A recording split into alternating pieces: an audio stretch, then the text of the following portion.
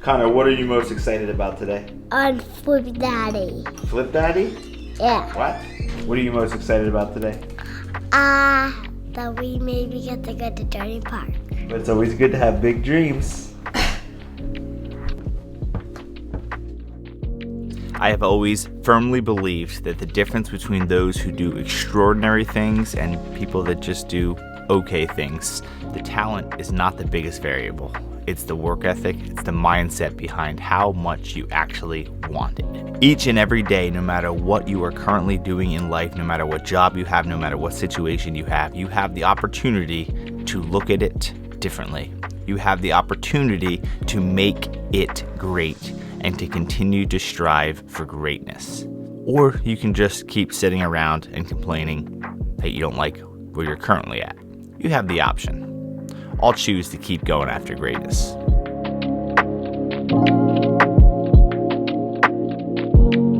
First things first on this Monday morning, having a quick conversation with a potential hire who I'm looking to potentially bring on board here at Scaling Creative. I didn't really make an announcement video that I'm hiring because I'm looking for specific people that I don't necessarily think I'll just find in a random post on YouTube. Not that I couldn't, but a couple of people that I kind of have in mind. So having a conversation first thing this morning just to hear where they're at and see if it might potentially be a good fit. So, yo, I saw you playing that guitar.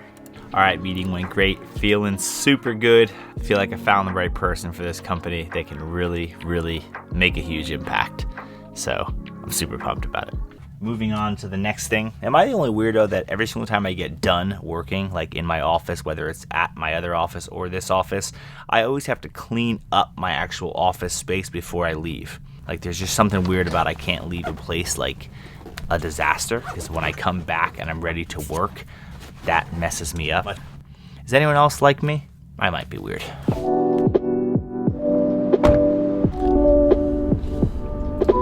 Side note, never got to tell you about my new truck or show you my new truck. It's a 2016 F-150. Got it for a smoking deal. It's a great truck. This is the one I'm gonna get wrapped next week or the week after. I'm super pumped about it, but it's a great truck. One of the most exciting things to me about this pressure washing company so far has been just the opportunity to do things and to try things that may be very different than what I'm used to in a video world. And I don't just mean obviously pressure washing versus filming and editing videos, that's different enough, but more of the marketing tactics and ways that I get business. And obviously the ways that I get business from a video production company are entirely different than what I do from the pressure washing company. I've been fortunate enough that I really haven't done any marketing with Scaling Creative and 4LC Studios in all the time that I've built those companies, because it's a different type of industry and I'm not necessarily looking to grow hundreds of new clients on a regular basis, because you can only take on so much video work, obviously. With pressure washing though, where it's a service-based business, and so you can simply just hire people and continue to just train and operate that business. It's been fun because obviously, other than my just standard routes of Facebook marketing and Instagram marketing and paid ads behind those platforms, I'm actually occasionally driving around with no specific job booked and knocking on doors and leaving door hangers and putting out yard signs in different spots. And it's been really cool because it allows me to just kind of practice some things and to get better at everything that I'm doing. Obviously, I get a chance to practice more just door-to-door marketing. I get a chance to practice sales pitches, and I get a chance to actually put things into place from a training perspective of how I actually want people and my employees for this company to do the same thing. You know, if you for some reason have an extra couple of hours free and you don't necessarily know what you're gonna do with them, well, hey, here's a tip and a technique that you can do to possibly go get and pick up just random work out of nowhere. I get the chance to just practice and learn and get better at my craft in every aspect. It's been something I've done since day one with all my other companies, as well as just simply continuing to look for opportunities to learn more and to get better at everything that I do. It helps in all aspects. Hi everyone, today we're gonna bike ride with our bikes, and it's gonna be so much fun and it's gonna be really fun. So let's start the video. You know, back in the day, whenever you'd ask a kid like what they want to do with their life, they would say like police officer or firefighter and all that kind of stuff. These days, it's a YouTuber. That's all kids want to be, is YouTubers. And literally every single morning, I always hear them playing with each other, and they're making YouTube videos like with no camera. But they're always saying, "Hey guys, today we're gonna," just funny. It's just a whole different world that we live in now. Yes, and kids are cute. I want a computer so I can have a real computer so I can do videos. You gonna make, what kind of videos are you gonna make? Daddy, videos of power washing.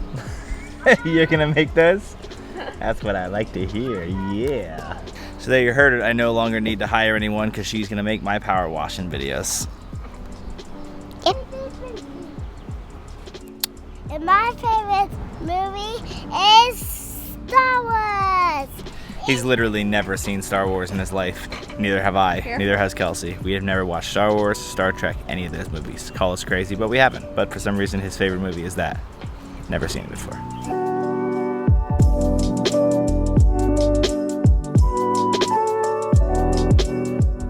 Now we're moving on to another part of the day. Soccer practice. Dad duties.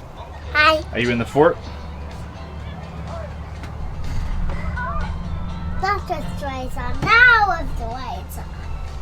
Also, of course, leave it to Connor to somehow find a button that I never even knew existed in my truck. My truck has these lights in the back so that you can like see what you're doing in the bed. And I always thought I had to go on the inside and push the button to turn them all on when I'm using it. There's a button right here. I somehow never saw it. Connor, you figured it out. And I did it. Good job. We signed Gracie up for soccer this year. I wouldn't say it's her favorite sport, but Gracie, you're nowhere near anybody, honey. I can't say I'm exactly sure why they're throwing the ball during soccer practice.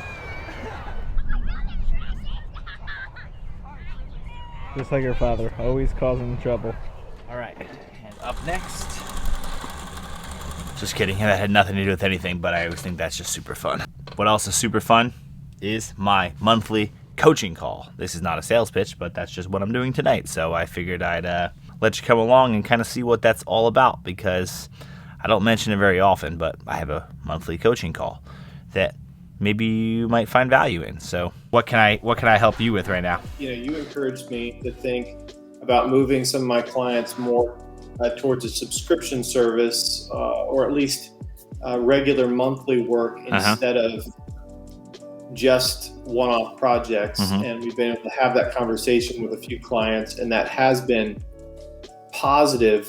How do you help your clients be successful in video when they make this commitment to monthly work? Yeah, that's a great question. There are no doubt about it. There are certain clients we have that are super, super proactive of like wanting to do this and wanting to be available for this and kind of giving us ultimate freedom, and like we can never run out of ideas and we can constantly do things all the time. There are other times in the past we worked with some clients and things where it's been very hard to get them to actually like commit to even a filming date or want to actually post this stuff, and so you're kind of you constantly feel like you're running into this wall where you're like, hey, I'm here trying to do my best, but you're not necessarily like helping the cause.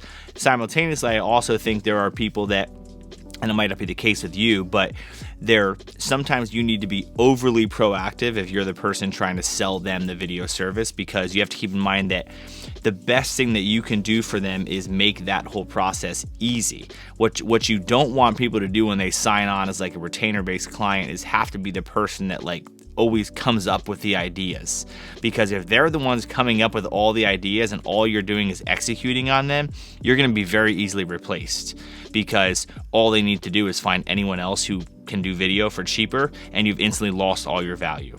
And bam, just like that, it's 10 o'clock, ready to call it an evening. Great overall coaching call. If you're interested in knowing more about that coaching call, I'll post a link in the description for that. It's always in the description actually, but it's just a monthly call that I hop on, answer some questions from some people. People have said that they found it pretty valuable. It's super cheap to be a part of if you want to, so feel free to join. But thanks as always for watching. What am I thinking? I forgot. You may or may not remember, but back in December of 2020, I did like another Scott McKenna challenge, which was 30 days of closing like activity rings on like the Apple Watch every single day for the entire month. It is now June 14th, 2021, and I still have not missed a single day. I'm pretty proud of myself because I still, to this day, don't like working out. But I made a commitment, and I'm still following through on it. A lot of days have sucked, like today. It's like 10:30. I don't really feel like working out at all, and I got 25 minutes to do. Luckily, YouTube keeps me occupied.